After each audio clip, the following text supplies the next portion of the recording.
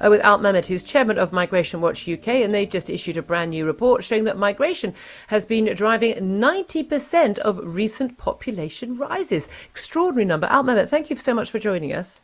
Good morning. Good morning. Tell us, how is it that immigration is driving those population rises? Is it just the number of immigrants arriving in the country, or is it also birth rates subsequent to that? Both, yes, absolutely. Although looking over the last 20 years, we've had pretty much something like net 300,000 people a year coming to this country. We have had an increase of something like 8 million people to our population in that time, 7 million of which has been the result of immigration. Immigrants coming here, but children born to them as well.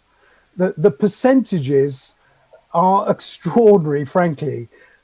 From 4.5 million in 2001, we have risen to 9 million people, 8% to 14% in the space of 20 years. And if you look at the children born here as well, we're talking about 13 million people now, having risen from something like 6 million. So yeah, it's a huge number in a country that's already overcrowded. England is twice as overcrowded as Germany nearly, and something like 3.5 times as overcrowded as France. Yeah, in terms of the actual people per square mile. Now, this is the thing. So you can see these stats, and there'll be some people who are saying, "Oh, that's too many people." The other people will be saying, a lot of people coming to this country with the get up and go to another country, start a new life, build businesses, contribute. A higher birth rate. We've got an aging population. I mean, a lot of the countries in, say, Southeast Asia, Japan and others, one of the big issues they've got is they don't have a high immigration rate, so barely any immigration at all. And they are seeing a very, very big issues approaching with a much older population with not enough younger people. Some people would argue, this is a good thing, bringing in younger people, able-bodied younger people who are having children and replacing the population.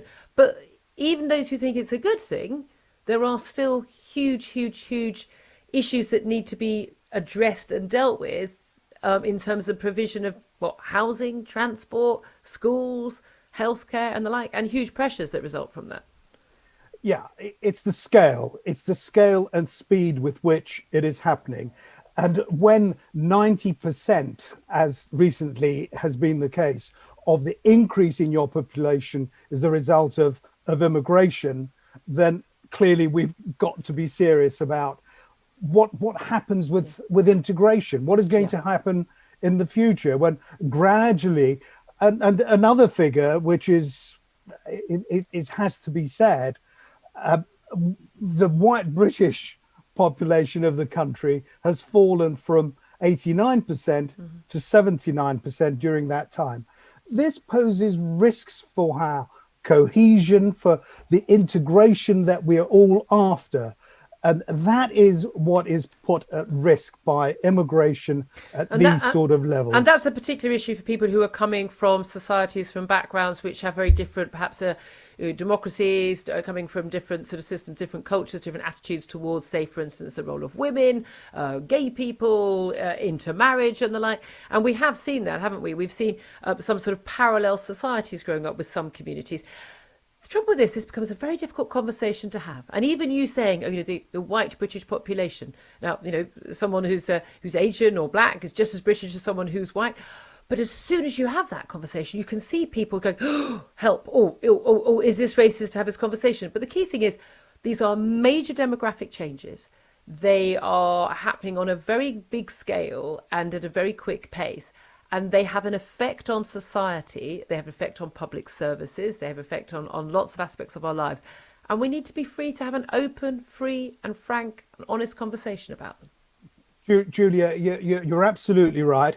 And bear in mind that I am, if you look at me, I haven't been really, I've been in this country a long time, but I am a foreigner. You're an immigrant yourself. I'm an immigrant myself. My father came here. My father was part of the Windrush generation.